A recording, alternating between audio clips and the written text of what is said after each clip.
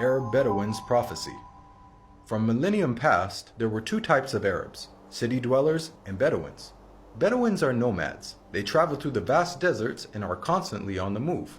Even during the golden age of Islam, when Arabs were the richest and most learned people on earth, Bedouins remained in virtually the same state that they had been for thousands of years, poor, uneducated, and cut off from the rest of the world. Yet Muhammad, peace be upon him, foretold that these Arab Bedouins of his region would one day compete with one another in the construction of tall buildings. "Now tell me of the last hour," asked the man. The Prophet replied, "That you see the barefoot, unclothed Bedouins competing in the construction of tall buildings." Today we find in the Arabian Peninsula, the Bedouins who used to be impoverished herders of camels and sheep are now not only competing with one another, but also the entire world to construct the world's tallest buildings.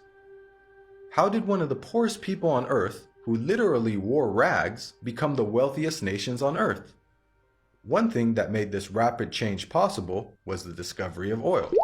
The seemingly empty deserts of the Bedouins had it in abundance. They went from camels to Cadillacs in a single generation. The construction of tall buildings among the Arab Bedouins has even reached Mecca, Muhammad's city of birth. The last few decades have seen a massive surge in building construction in Mecca. The famous Mecca Clock Tower is currently the third tallest building in the world. In order for such construction to be possible, many of Mecca's ancient mountains had to be demolished in order to make room for the tall buildings that had sprung up. Amazingly, this is also something that Muhammad had foretold. He said, "The hour will not be established until the mountains are moved from their places." This tremendous feat of demolishing entire mountains has only been made possible in the 20th century with the advent of technology such as explosives. It's important to point out that Muhammad himself was a simple man and wanted other Muslims to maintain that simplicity. He did not like Muslims to be extravagant. So, if he wanted to will this prophecy to become true, he would have to encourage the Arabs to build tall buildings, yet he never did. Spread of sexual immorality and disease. Muhammad, peace be upon him, revealed that the Day of Judgment would not take place until sexual immorality had become so prevalent and normalized that it would begin to be carried out even in public places. He said, "The hour will not be established until people fornicate with each other in the road, just as donkeys fornicate." Today we live in a world where we are being constantly bombarded with explicit sexual imagery, be it in TV, film, or advertising. And with the advent of the internet, pornography has now become readily available at any time and any place. In fact, we are finding more and more stories in the news of people being arrested for having sex in public.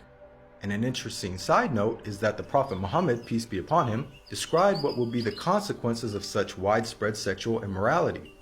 He said, "Never does sexual perversion become widespread and publicly known in certain people without them being overtaken by disease that never happened to their ancestors who came before them." The increase of sexual immorality has seen the emergence of previously unheard of diseases such as AIDS, just as the Prophet Muhammad had forewarned. A world steeped in interest. Muhammad, peace be upon him, claimed that the practice of interest would one day become so dominant that even those who try to avoid it will still feel its impact. He said, "A time will come upon mankind when they will consume interest. Whoever does not take from it will be afflicted by its dust." This clearly describes the state of the world economy today.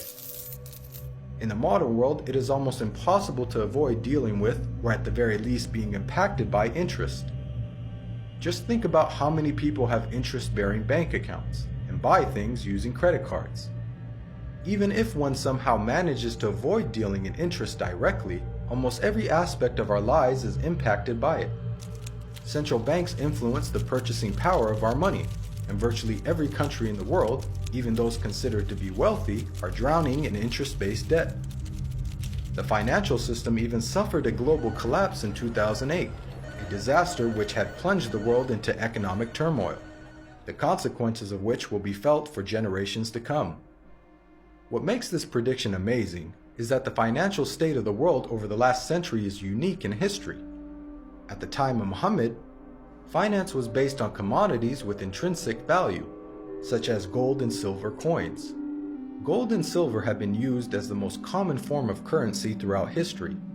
The use of paper money with no intrinsic value, along with the massive debt and interest that it has resulted in, is a phenomenon of modern finance, and not something that could have been easily guessed by Muhammad over 1400 years ago. The defeat of Rome and the conquest of Persia. During the Battle of the Trench, where Muhammad, peace be upon him, and his followers were under siege by their enemies, being outnumbered 3-1 and staring in the face of certain defeat, the Prophet made some bold predictions. He said, "God is most great.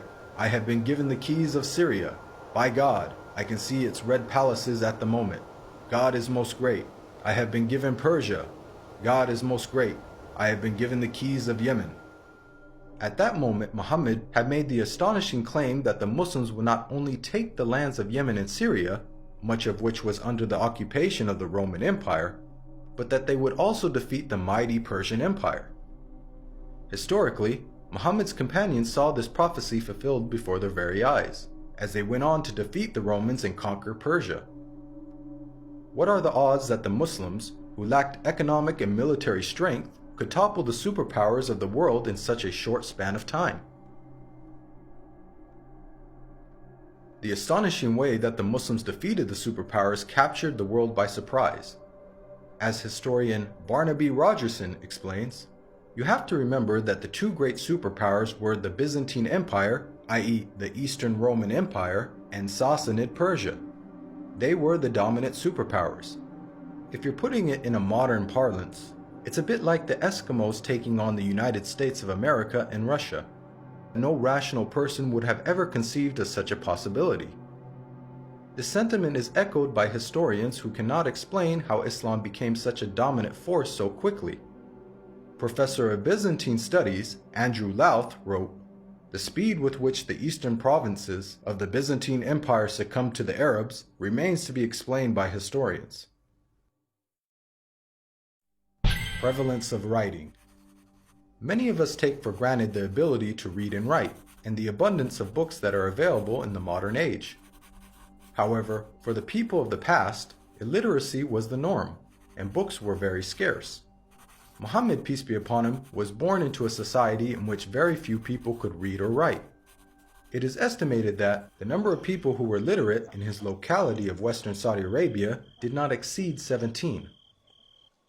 Muhammad himself could not read or write.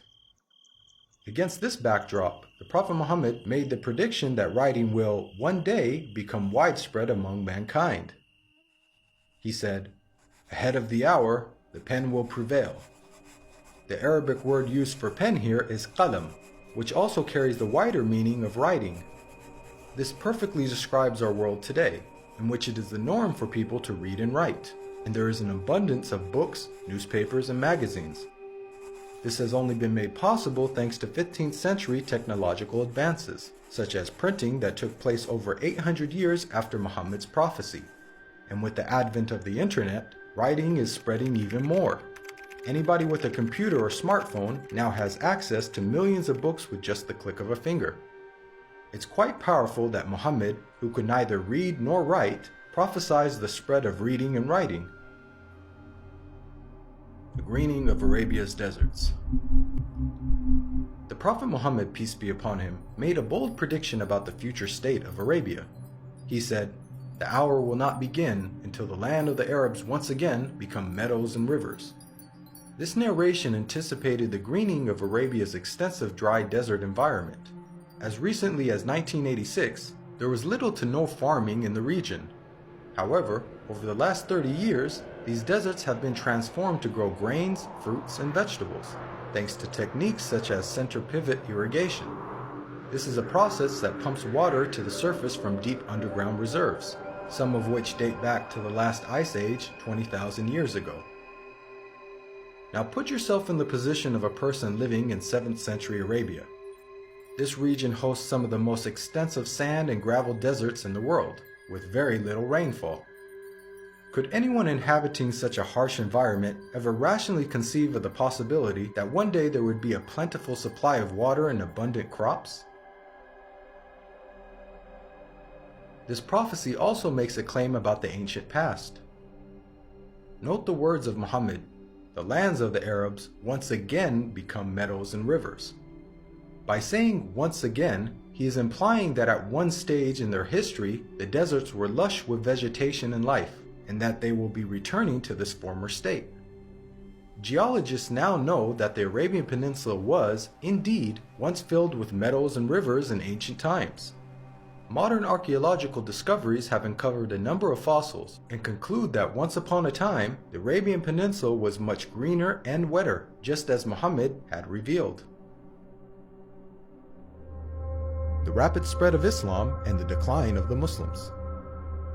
Muhammad, peace be upon him, predicted that the Islamic civilization would reach both east and west. He said, "God folded the earth for me, and I saw its east and west, and the dominion of my nation will reach as far as the earth was folded for me." History bears witness to the fact that Islam spread rapidly, both east and west, just as Muhammad boldly had foretold. At the time, this was a geographic expansion the likes of which the world had never witnessed. The Islamic Empire was the largest the world had ever seen. The Prophet Muhammad not only informed us about the spectacular rise of the Muslims, he also foretold their decline.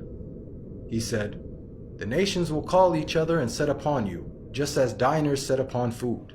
Someone then asked, "Will it be because of our small number that day?" The Prophet Muhammad replied, "Rather, on that day you will be many, but you will be like the foam on the river." Here we can see that Muhammad prophesied the dire circumstances in which the Muslims would find themselves. He explained that a day would come in which the Muslims would be large in number, but in such a state of weakness that other nations would invite one another to set upon them. The analogy of Muslims being eaten as a meal was given, which emphasizes just how helpless they would become. This prediction accurately describes the radical turn of events that took place in the Muslim world in the 19th and 20th century. Prior to this, the Muslim lands had grown to become some of the most powerful in the world. From the time of the death of Muhammad until the 19th century, the Muslims were economically, politically, militarily, and technologically far ahead of most of the world. Then the unthinkable happened. Nearly all the Muslim world was occupied, colonized, and militarily defeated by non-Muslim nations. Russia had annexed the Caucasus. France controlled Algeria, Morocco, and Tunisia. Great Britain occupied Egypt, Syria, Iraq, Palestine, and India. And the Dutch controlled Malaysia and Indonesia. Of the 50 Muslim countries that exist today, only a few survived occupation, and the ones that did were still subject to colonial masters. All of this is just as the Prophet Muhammad had predicted. At the time, there was an estimated 200 million Muslims, representing 12.5% of the world's population. But their considerable numbers could do nothing to prevent the defeat by their rivals. They were weak like the foam on a river. Again, just as Muhammad had foretold. If we reflect on this prediction, it is quite counterintuitive. If this prediction was guesswork, then it would have made more sense to state that the Muslims would be diminished in number, and that would be the cause of their weakness. Yet Muhammad predicted the exact opposite. A paradoxical situation of the Muslims being vast in number but very weak. And it came true. Historically speaking, when religions lose their influence on the world stage in such a way, it is usually followed by a stagnation or decline in the number of their followers. Yet Muhammad foretold the exact opposite with regards to the religion of Islam. He said that it would continue to grow in terms of the number of followers, to the extent that it would eventually enter every household. He said, "This matter will certainly reach every place touched by night and day. God will not leave a house or residence, except that God will cause this religion to enter it." Today we are witnessing this prophecy unfold before our very eyes. Islam is currently the fastest growing religion in the world, with nearly 1 in 4 people on earth being a Muslim, and is forecasted to be the world's largest religion by the year 2070. This is despite Islam being constantly attacked by the media, the colonization of Muslim lands, and the many wars that have been waged in the Muslim world.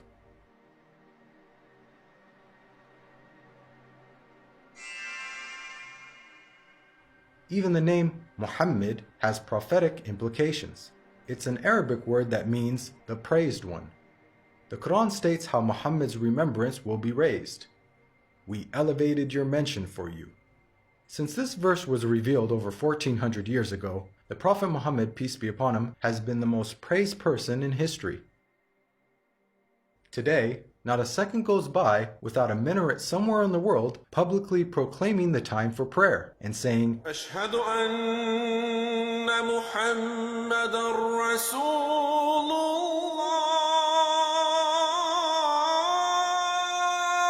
I bear witness that Muhammad is the messenger of God. أشهد أن محمدًا رسول الله.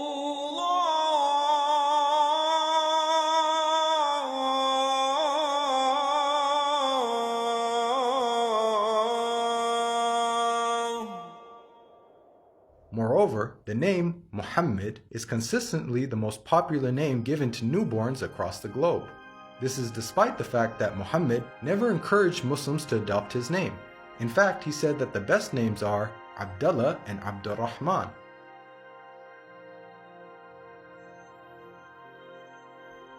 Now, we've analyzed a number of the Prophet Muhammad's prophecies, which were made over 1400 years ago, and have seen how he has accurately foretold many things.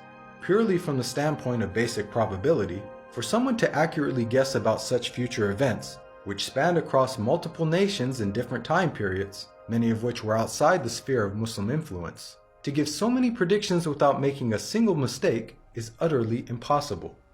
Today, millions of people believe in false prophets and follow false systems for guidance in life.